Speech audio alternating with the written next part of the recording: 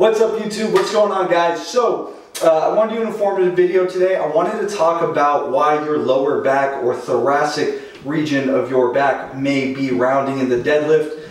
Before I get into all that though, what I need to do here is give you guys some terms so you can understand this video. But yeah, if you're having lower back or mid/upper back rounding in a deadlift and you can't figure out why, this video is going to be for you. Now the terms I'm going to be using in this video guys, just so you're not confused, are going to be the thoracic spine. And the thoracic spine is basically the part of the spine or the back where your middle back starts all the way to the upper portion right before the neck. And then we're going to be talking about the lumbar spine, that is your lower portion of the back, so below that. And then we're going to be talking about your hip extensors. Okay, and when we say hip extensors, we're talking about the muscles that take you from this position into a fully extended position. And that's going to be the glutes and the hamstrings. They are the hip extensors of the body, alright?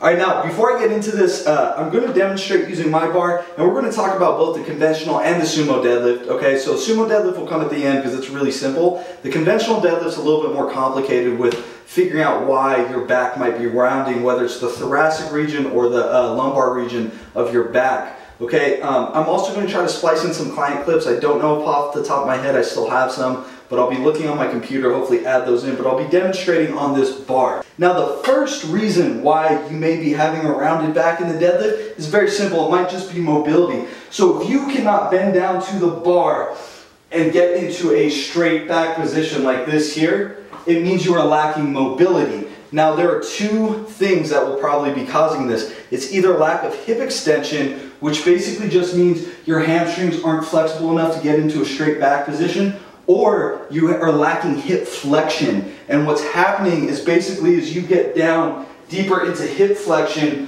either your glutes are tight pulling you down, or your hips are tight and you're running out of room here, and it's causing that lower back or upper back to round to get into position like this. So if you can't actually extend out in the bottom position, it is a mobility flaw. Now to figure out which it is, what I want you to do is get into a sumo deadlift position.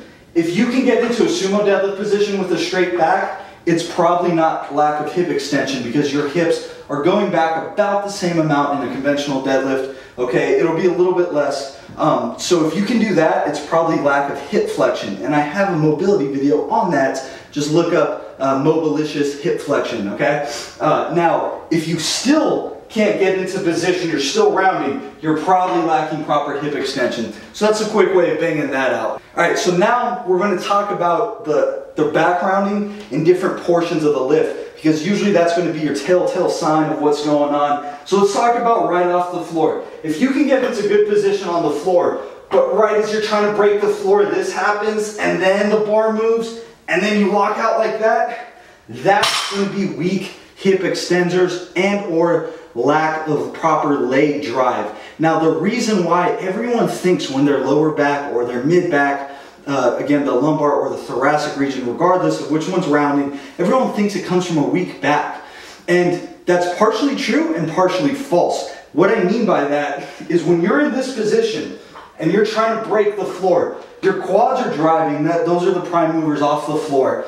And from there, that's going to budge the floor and your hip extensors are literally squeezing to lock out. But what's happening is if you're lacking leg drive and your quads go slack, the back is doing all the work. And that's why you're rounding there. So when your back rounds because lack of leg drive, it's just simply your legs are not tensioned, especially the quads. However, what also could be happening is you do have proper leg drive, but your hip extensors just don't have enough power to generate the hips towards the bar because the weight's too heavy, and so your back is compensating. Now I want you to watch my butt, okay? Right here, I'm trying to bring my butt to the bar. That is the distance, the amount of torque I need to provide to make this lift move like this. What's happening is if you do have proper leg drive and you're still getting rounding like this, your hips are not strong enough to produce that force. So your body is compensating by rounding the back. And when that happens, do you see how my hips get closer to the bar? When they're extended out here, they're further away. When my back's rounded, it is closer to the bar. So your back is probably rounding in that position because of lack of hip extensor strength. So again, you're going to want to train the hell out of the glutes and the hamstrings to get over this. Now the next one I'm going to talk about is if your back rounds throughout the movement, and it kind of continuously rounds. So say you can get into good position and you can break the floor, but this starts to happen the more and more you pull, and you're trying to lock it out and your back's all rounded, especially the thoracic region of your back, but even if it's the lower region, the lumbar, this is a sign of actual weak back muscles, okay? So you're able to break the floor, no problem. The quads and the hip extensors are doing their job, but as you ascend, the back just cannot take the load. And so when you know your legs are engaged and you're able to break the floor, we know those are engaged, but now the back is giving out. We know that there's no extra tension going to the back because the legs are doing their part, but it's still giving out. This is going to be a sign of a weak back. I'm going to get into the end of the video, I'm going to talk about how to fix all this, so stay tuned for that. But again, if as you ascend throughout the lift, if you start rounding, it's always going to be a weak back, whether it be your lower or mid to upper back. Again, that lumbar to thoracic region. Now continuing on, the next portion we're going to talk about is lockout. Say everything goes perfect, right? You break the floor, you get right to lockout right about the knee height, and then your back just starts rounding a bunch, and you kind of lock out like that and have to shift the shoulders back. Again, that's going to be a sign of weak hip extensors, like we talked about with the first issue. So because you've broken the floor, you probably have good quad drive, enough to get you moving through the lift, and the back is staying extended, right? But right when you get to lockout, that is when the glutes are doing the most work.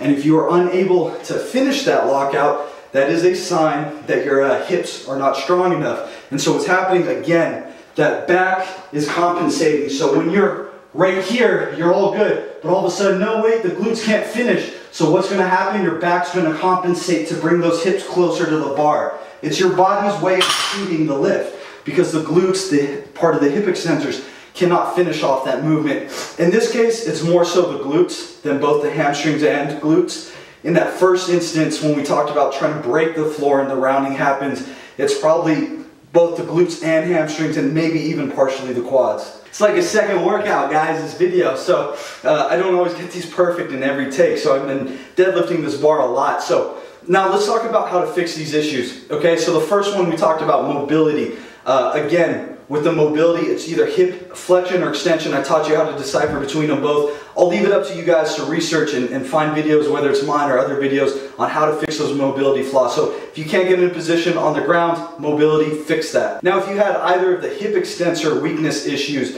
whether right when you're trying to break the floor, the bar doesn't budge until that back rounds and then the bar moves, that would be weak hip extensors. And again, like I said, right at lockout, if that back starts rounding to help out the hip extensors again, we need to fix the strength of those glutes and the hamstrings. So the best way to do this is going to be glute activation drills pre-workout to make sure your glutes are properly firing. Glute isolation movements. I'm not kidding when I say there was a time I used to do a lot of cable kickbacks. A lot of people would make fun of a powerlifter for doing that, but it helped activate those glutes. Look up my video on glute training. If you watch that, you can see some of the exercises I utilize to bring up the glutes. And then tons of lighter Romanian deadlifts with very picture perfect form, so my back doesn't do the movement, but my glutes and hamstrings really get tension. So I love Romanian deadlifts for bringing up the glutes and the hamstrings. Okay guys, so that would be, if you have any of the hip extensor weakness issues, do those lifts for me. Now as you're ascending through that lift, if you're getting that back rounding, whether it's the lumbar or thoracic, again, that's going to be a weak back. How can we fix this? Tons of rowing. Okay guys, make rowing a top priority in your assistance exercises. Tons of free weight barbell rows, okay? If it's the thoracic especially, I would do snatch grip deadlifts, where you basically grip the bar really, really wide. Just Google or YouTube snatch grip deadlifts. It's great for the mid to upper back where that thoracic region is. Okay, so it strengthens that portion. And then I also like block pulls, very controlled block pulls. And you can even go like a little bit wider on the grip on those too to really tax that mid to upper back. So that'll fix the thoracic strength issues. If it's a lower back issue, I like good mornings, reverse hypers, and barbell back extensions. Again, I'll leave it up to you guys to YouTube and Google these videos, but you can see like Pete Rubbish doing his really heavy barbell back extensions. He swears by them. Dude has one of the best deadlifts pound for pound in the world.